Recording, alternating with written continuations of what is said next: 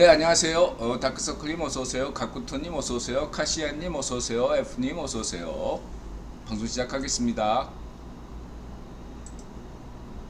695회 역설타임즈쇼 2023년 3월 4일 인월일 김종화의 국제유태자본론 수메르 경제사론 CFR 포린 폴리시 최종연학술원 존엠리 CSIS 국제전략연구소 아침한개 VOA 미국의 소리 성렬형 홍수환 검은 비둘기 히스토크랏 지오노마드 벽속의 빈틈 히스토리 타임 이런 제목입니다. 최종현 존엠리 CFR 포린 폴리시 VOA 성렬형 아침한개 태영호 김경률 한동훈 젊은 시각 어벤져스 전략회의 안될과학 베리타시움 기풀 내셔널 지오그래픽 국토전략 우주먼지 현자타임즈 히스토그래트 벽속의 빈틈 뭐죠? 지오노마드 추부길 검은비둘기 홍수한 니키 이런 제목입니다. 우선 이건 뭐 자 죄국 이건 니키 마술사 니키 사기냐 마술이냐. 그래서 여러분들이 그냥 상상에 맡길게요. 그래서 인드라의 그 아재 개그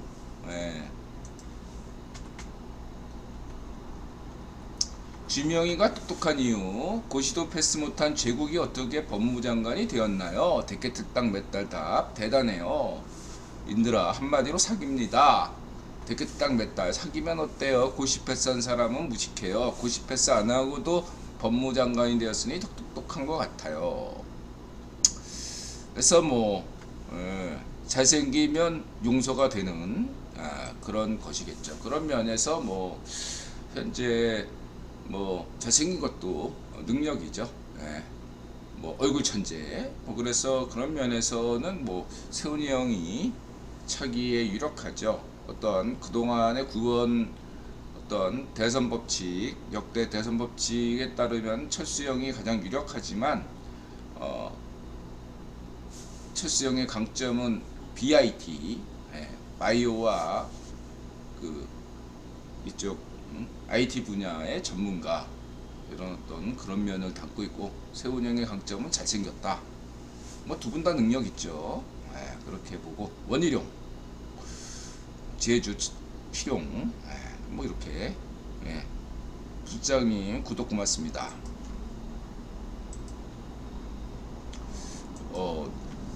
섹시하네요.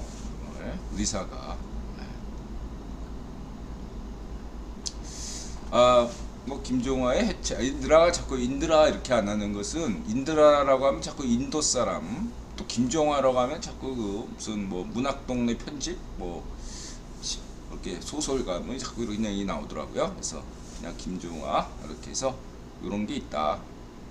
그래서 이제 오늘 주제인 그동안의 국제유태자본으로 썼는데 영어로 하면은 이제 항상 반유대주의 검열에 걸리더라고요. 그래서 반유대주의가 아닌데 보통 국제유태자본론 하면은 반유대주의로 설명하는 예가 꽤 돼서 이런 오해를 풀고자 앞으로 그동안에는 이제 국제금융자본 이런 식으로 또 얘기했는데 그동안에 국유본 구별했으니까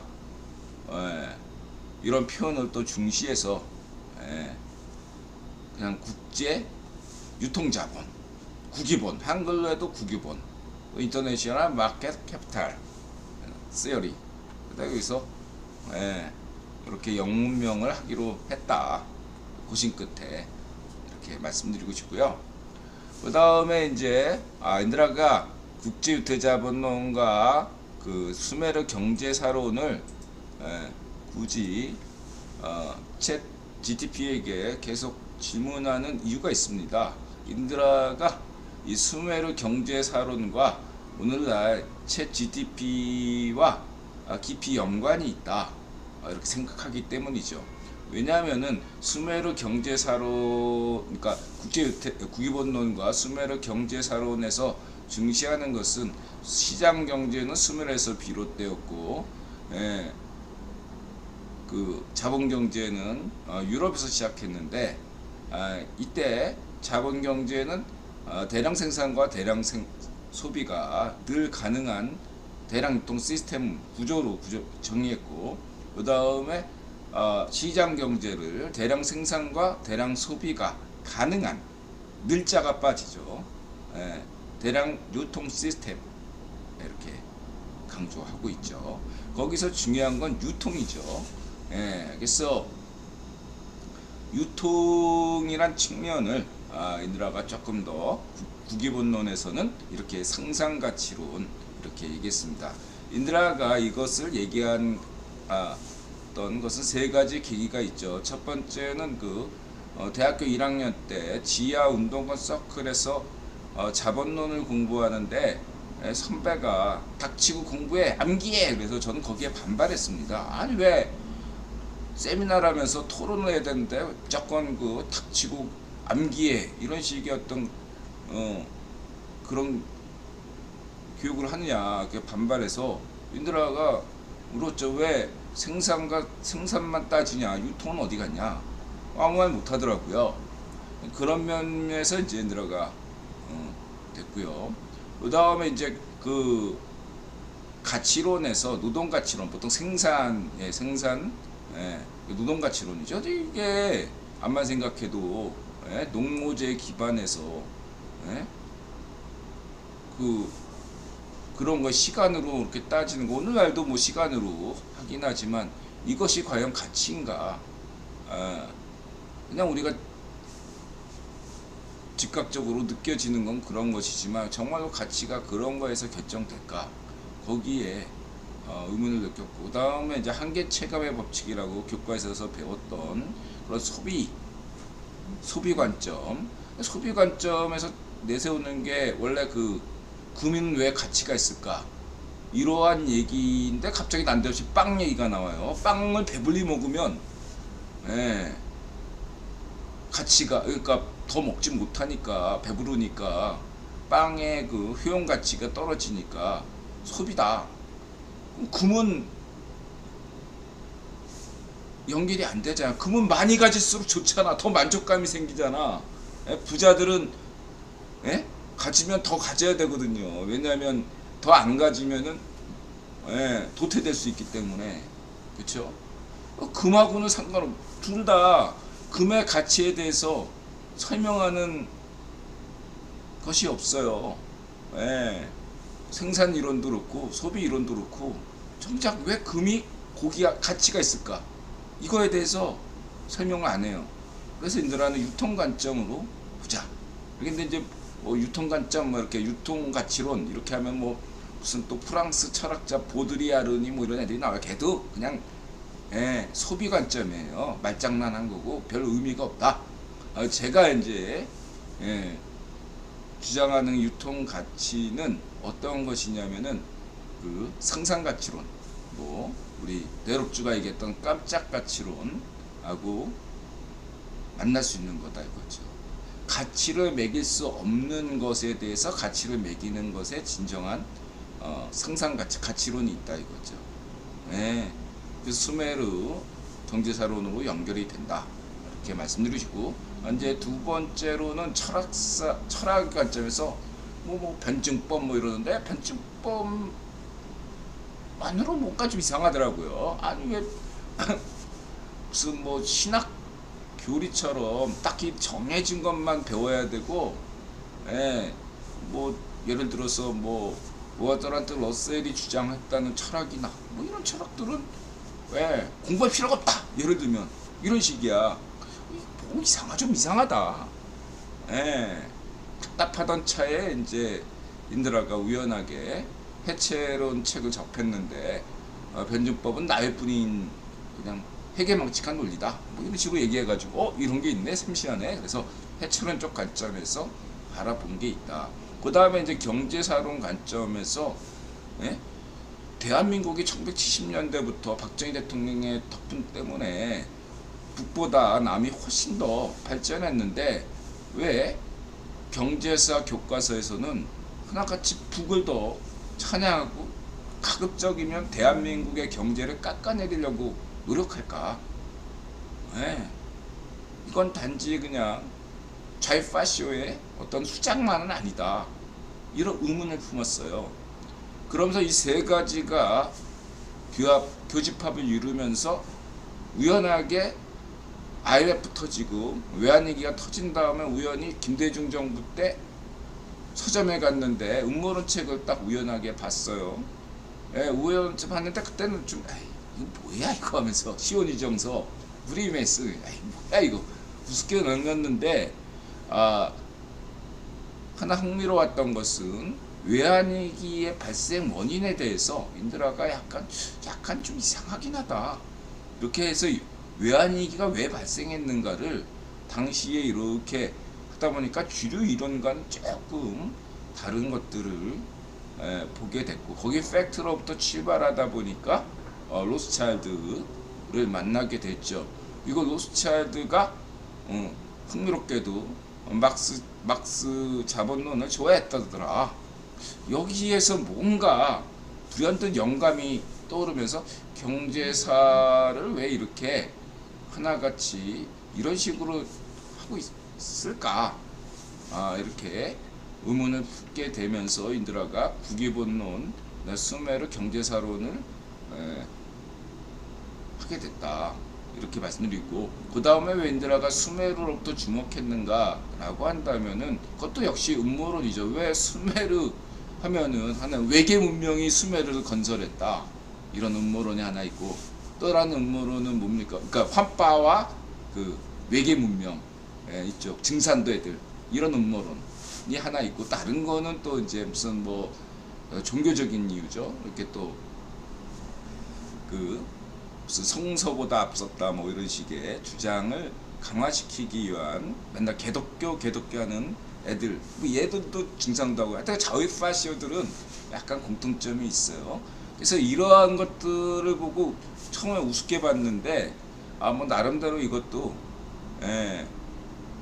한번 해볼 만하다 하고 해서 이제 하다 보니까 굉장히 모순된 얘기들이, 논리적 허점들이 많은 거예요. 이 외계 문명 운운하는 애들이나 이 환빠들이나 이쪽에 뭐 성서보다 오래 썼다, 오래전이다, 뭐 이런 것들이 다 제가 볼 때는 논리적 허술성이 너무너무 많은 겁니다.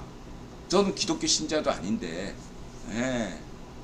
이거는 뭔가 의도된 게 너무 많다. 그래서 그러한 것들, 음모론, 좌익 파시오 음모론들을 하나씩 이렇게 제거하면서 수메르 자체에 대해서 관심을 가지고 보기 시작한 거죠. 마침 수메르 연구하던 이들도 처음에는 어떤 성경적 진실을 찾기 위해서라든가 뭔가 그런 고대에 뭔가 있었던 던전, 판타지 소설에 나오는 던전, 보물찾기 뭐 이런 차원에서 했었는데 결과적으로 어떠한 전혀 상상도 못했던 그러한 고고학적 문헌적 결과들이 등장하기 시작했던 거죠. 인드라가 처음에 수메르를 10년 전에 접했을 때는 아카드란 얘기가 한국에서 거론되지 않았습니다. 근데 이제 인드라가 수메르 연구를 하다 보니까 아카드가 있었구나. 그래서 이것은 수메르 아카드 문명이라고 해도 좋을 만큼 굉장히 흥미로운 지역이다. 그래서 이러한 것들, 인드라가 살고 있는 대한민국과 전혀 동떨어진 무관심한 주제이기 때문에 오히려 인드라가 이 수메르를 객관적으로 볼 수 있지 않나. 이해관계가 인드라 기독교인도 아니고 무슨 외계 뭐 그런 것들에 빠져 있는 증산도인이나 그런 것도 아니기 때문에 글쎄요, 해보자 했더니 굉장히 흥미로운 단서를 찾게 됐어요. 그것이 이제 인드라는 궁금했던 게 경제사에서 제일 중요한 자본의 시작은 어떻게 됐는가 라는 데서는 뭐 얘기가 많이 나오는데, 시장은 어떻게 생겼지? 인류는 어떻게 시장을 만들었지? 이런 데에 대한 어떤 명쾌한 어떤 그 이야기가 없더라고요. 맨날 조개 껍데기만 얘기하고, 그래서 뭔가 좀 저는 석연치 않다 생각했는데 수메르에서 비로소 인드라는 그 단서를 찾을 수 있었다는 거죠. 달신 난나와 그 달신 난나를 상징하는 은, 그 은이 금이 아니라 수메르에서 주요한 화폐로 쓰였다. 거기서 인드라는 그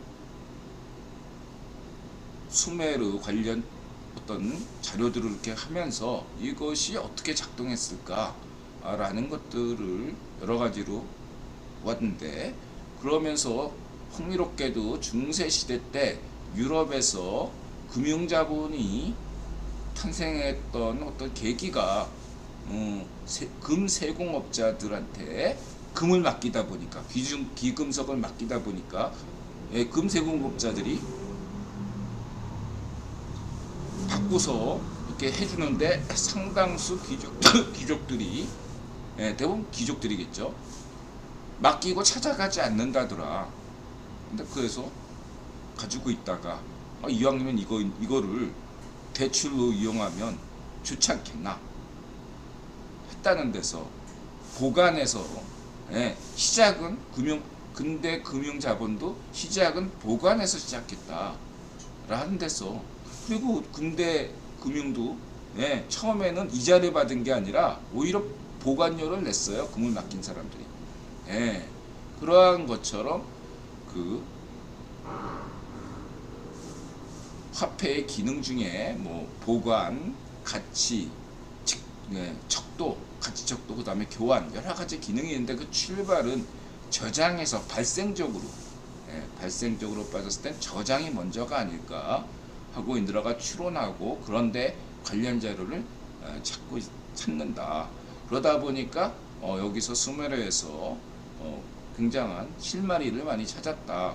왜 하필 금은 수메르에서 인류 최초의 문명이 발생했는가 라는 데에는 그 요즘 유전학 연구가 많잖아요. 거기 보면 인류의 이동 경로를 보게 되면 그 지역이 교차점이라는 거죠. 근동 지역이 모든 인류가 거쳐가는, 많은 사람들은 시작점과 끝점, 예를 들면 아프리카에서 기원해서 저 멀리 북압 아메리카까지 갔다더라, 뭐 호주까지 갔다더라, 이런 어떤 시작과 끝만을 생각하는데, 인자라는 오히려 주목한 것은 인류가 이동 경로에서 자주 교차되는 지점은 어디인가, 이런데 저는 초점을 맞춘 편이다.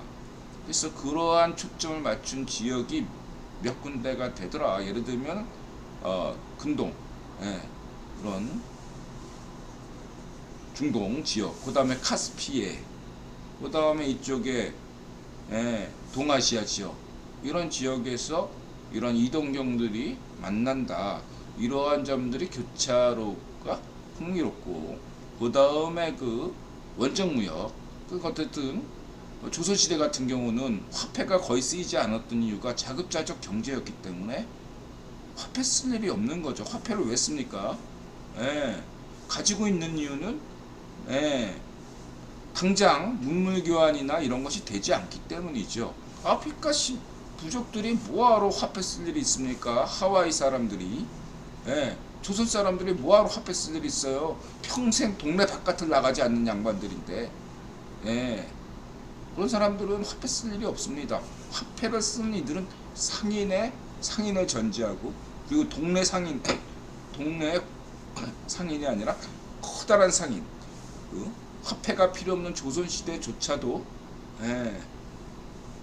만상, 뭐 개성상인, 이런 사람들처럼 큰 상인들이 화폐를 필요로 했다. 그럼 그 사람들은 뭐 했냐? 무역을 했기 때문이죠. 원정 무역을 했기 때문에 화폐가 필요했던 거죠. 맨날 엄청난 그 물량을 가지고 왔다 갔다 하면 문제가 많죠. 그럴 때 귀금속 같은 걸로 얼마든지 가능하다 이거죠. 임진왜란 때도 명나라 애들이 한국에 조선에 올 때 엄청난 은덩어리를 가져왔는데 써먹을 데가 없어가지고 써먹지 못했다, 이런 얘기가 있었죠. 화폐는 무역에서, 원정 무역에서 특히 발생한다. 그 상인의 출현 뭐 이런 데 했던가요? 여태까지 이야기한 걸 보셨으면 좋겠고, 그 외에 여러 가지 인드라가 주장한 것들 있으니까 질문 주시기 바라고요. 어쨌든 중요한 거는 발뜬나님 어서 오세요. 예, 구독 고맙습니다. 자, 그래서 이제 이제 이거 얘기를 들 수가 있는데, 유통이라는 것들을 근대 이후에서 잡아본다면, 유통이라는 관점에서 보면, 예, 철도나 자동차, 실질적으로 인드라가 자본시장이 자본경제가 자리 잡은 것은 철도와 자동차, 헨리포드의 자동차, 로스차일드의 프랑스 로스차일드의 철도 사업, 이 두 가지가 자본 경제를 만드는데 엄청난 기여를 했다, 이렇게 평가하고 있습니다. 그 다음에 중요한 게 뭐죠? 인터넷이죠. 그 당시에는 운송이 중요했단 말이에요. 지금도 운송이 중요하죠. 운송이 중요했고, 운송은 물자의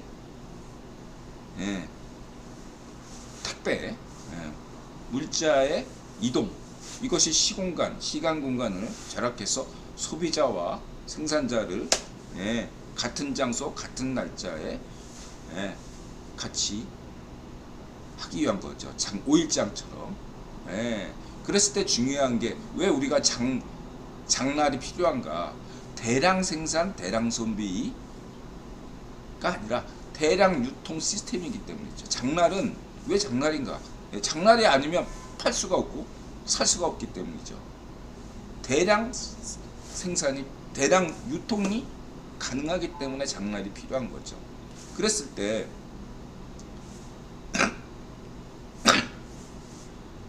대량 생산한다고 해서 사줄 사람이 없으면, 아무리 공장 많이 지면 망할 수밖에 없는 거죠. 자본경제 이전에도 대량 생산할 수 있는 사례는 많습니다. 그럼에도 불구하고 자본경제로 이행하지 못했던 것은 늘 가능하지 않았기 때문이죠. 시장경제 때도 가능했던 때가, 대량 유통 시스템이 가능했던 때는 전쟁밖에 없습니다. 그 전쟁, 1815년 나폴레옹 전쟁이 끝나니까 영국 농업이 공황이 왔잖아요. 그거는 대량 구매하던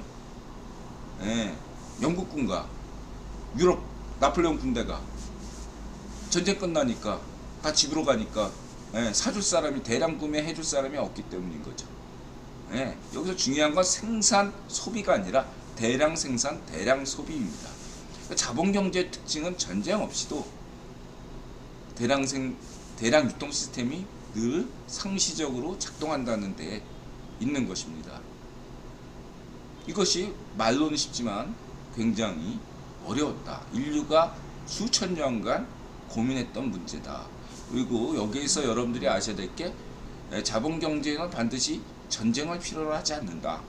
오히려 전쟁을 피하기 위해서 자본경제 시스템이 보완됐다. 근데 이제 이게 쉽지가 않으니까 쉬운 방식이, 과거의 시장경제 방식으로 전쟁을 손쉬운 방법으로 택했던 것이죠. 로스차일드 가문이 공황도 그렇고 그렇게 인드라가 얘기했는데, 챗 GTP도 이렇게 얘기하면은 이제 그런 거는 검열이 들어가더라고요. 아예 논의조차 하지 않더라고요. 중요한 것은 인드라가 얘기했듯이 맨 처음 운송, 그 다음에 인터넷, 세 번째가 저는 챗 GTP라고 저는 보고 있습니다. 인터넷은 단지 사람과 사람 사이에 의견 교환이라고 할 수 있겠죠. 이것도 굉장히 혁신적이었다면, GTP는 그야말로 뭐죠? 당장은 그냥 챗 GTP가 그냥 인터넷 자료를 다 그냥 뭉친 거, 규모만 커진 것에 불과할 수 있지만은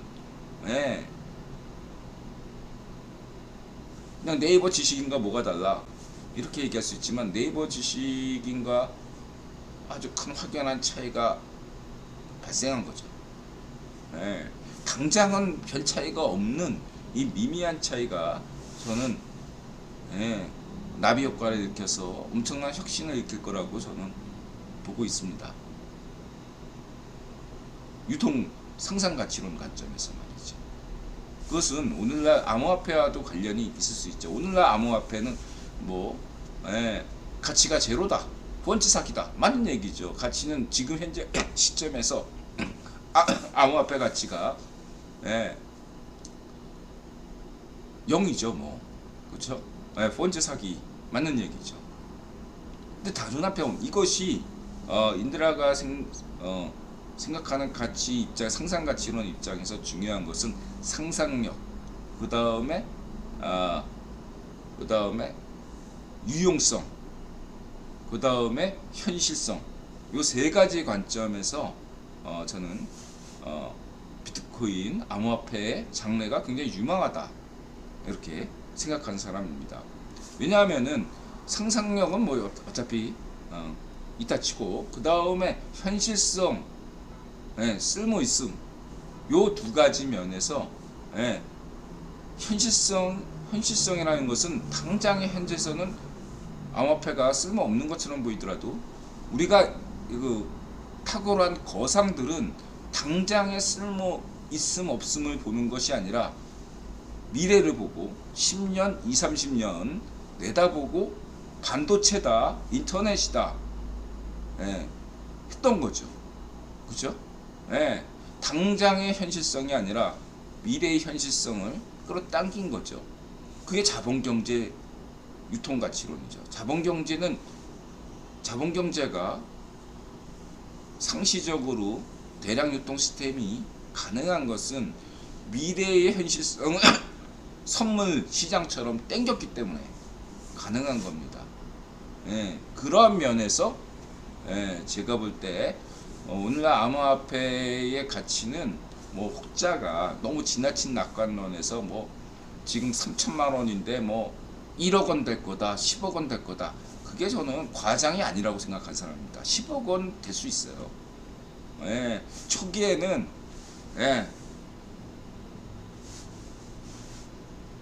원래 이렇게 뻥튀가 되는 법입니다. 우주처럼 빅뱅 터질 때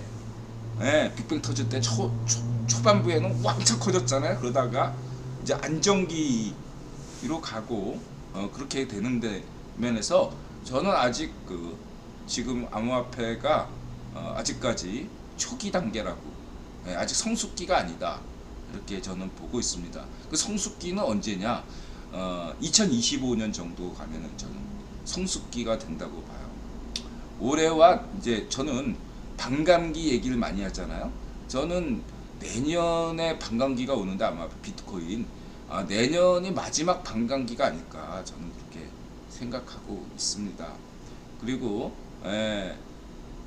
뭐 이왕 하는 얘기에 이더리움 같은 경우도 뭐 지분 증명이 굉장히 이제 4월로 연기됐는데, 이게 굉장히 이슈가 중요한 게 지분 증명이라는 건 결국은 증권으로 취급될 수밖에 없거든요. 여태까지 비트코인이나 암호화폐는 상품이었단 말이에요.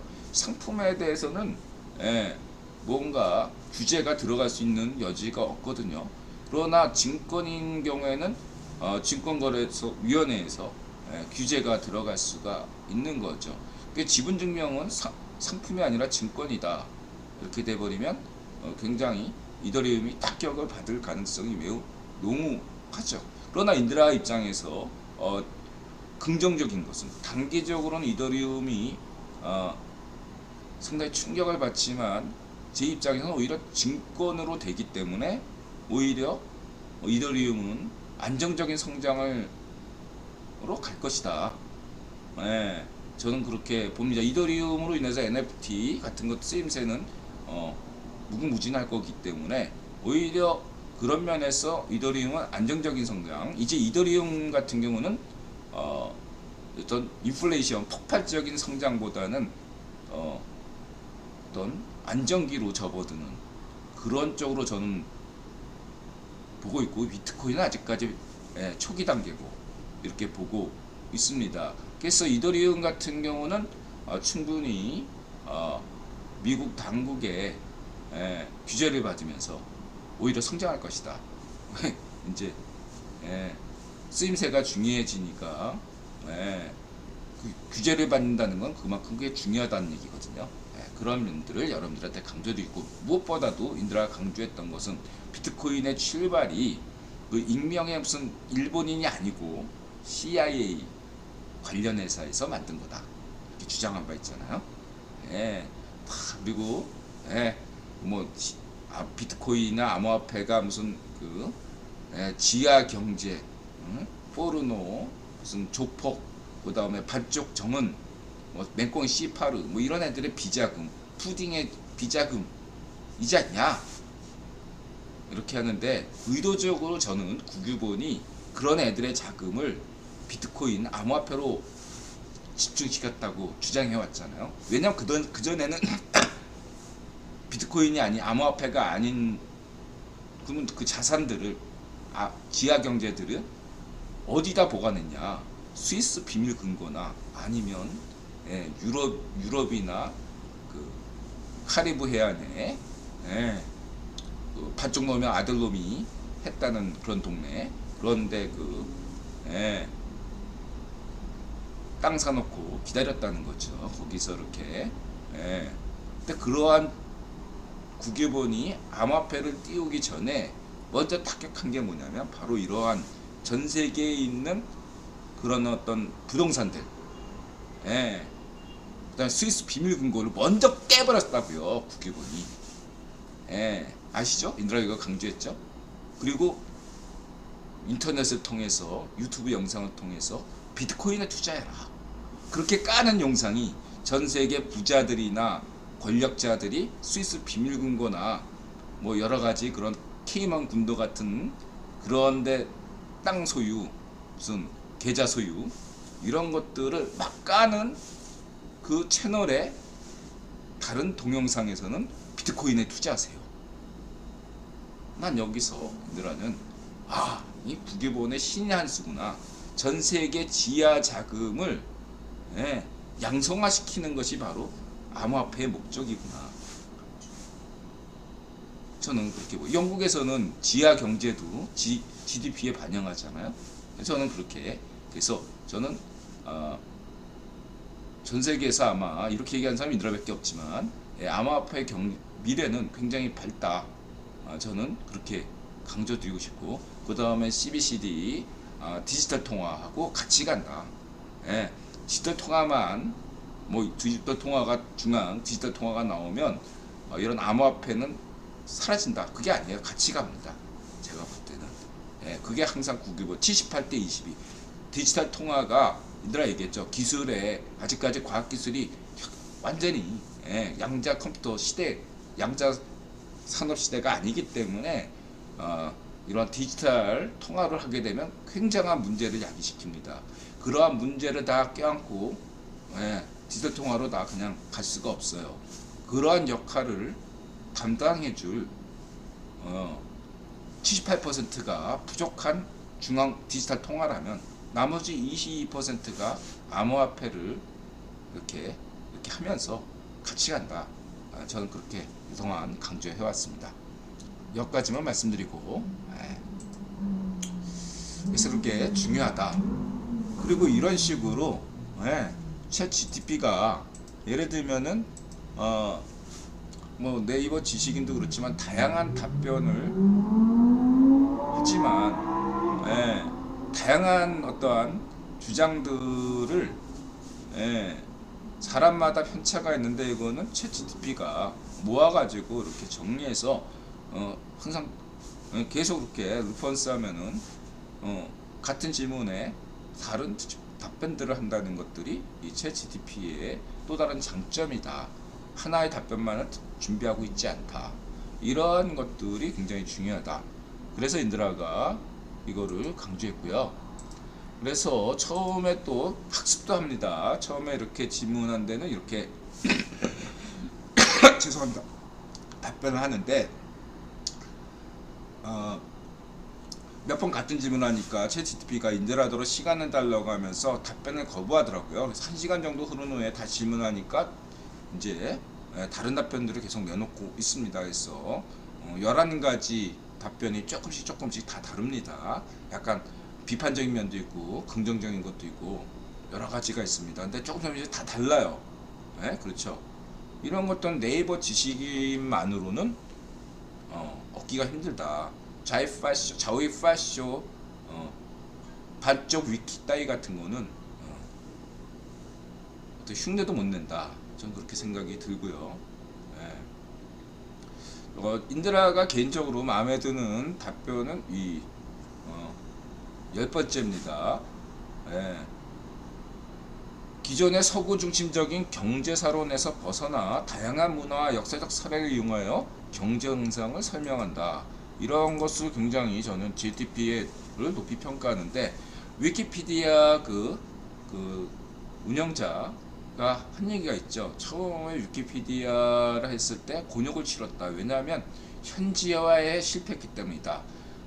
현지 사람들이, 전 세계 지구인들이 지나치게 서구 중심적인 것이 아니냐, 이 위키피디아 설명이 거기에 대해서 굉장히 처음에 난관을 부딪혔는데 그것을 슬기롭게 잘 극복했다 이거죠.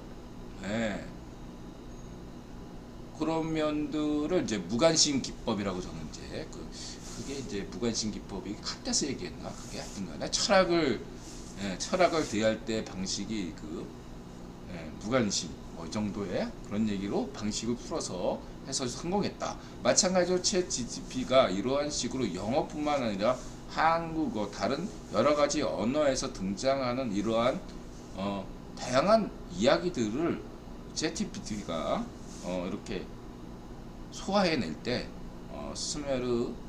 챗GPT의 비약적인 발전을 갈 수 있고, 이것이 바로 챗GPT가 또 다른 시장이 된다는 얘기죠. 정보의 시장.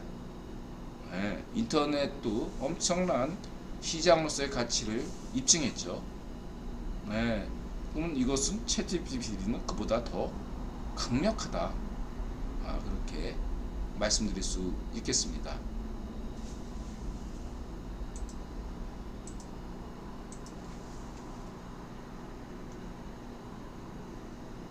참고하시고요.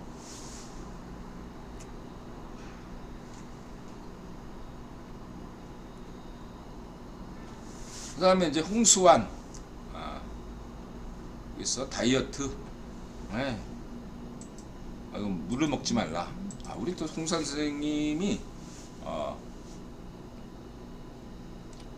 이 챗GPT의 장점에 대해서 과 연관돼서 얘기한다면, 물을 먹지 않는다. 체중 감량하려면 어떻게 하냐? 물을 먹지 말라. 지금 챗GPT는 기존에 GPT-3에서 나온 거는 규모가 커진 거거든요.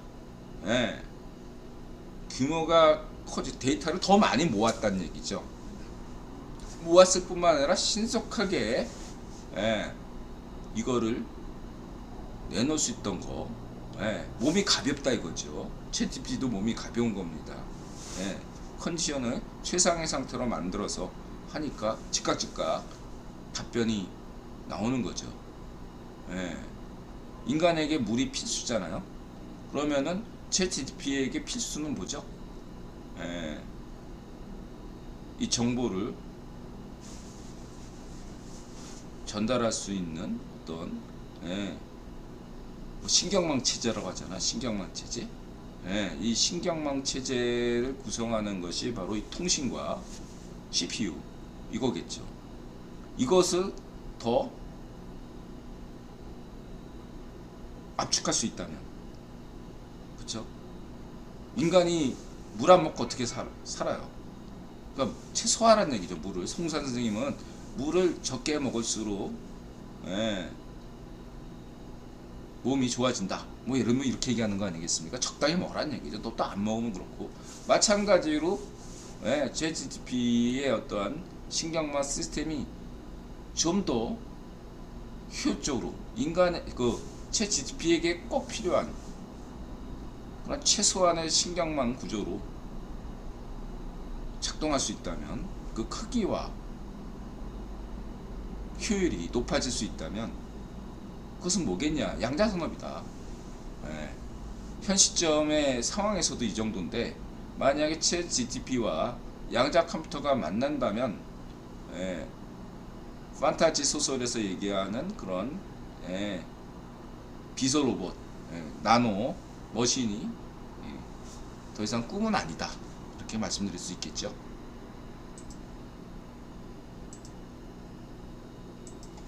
어퍼컷 성노령 홍수환 여기까지 수메르 경제사론과 국위본론 얘기하고요. 예, 1분 쉬었다 오겠습니다.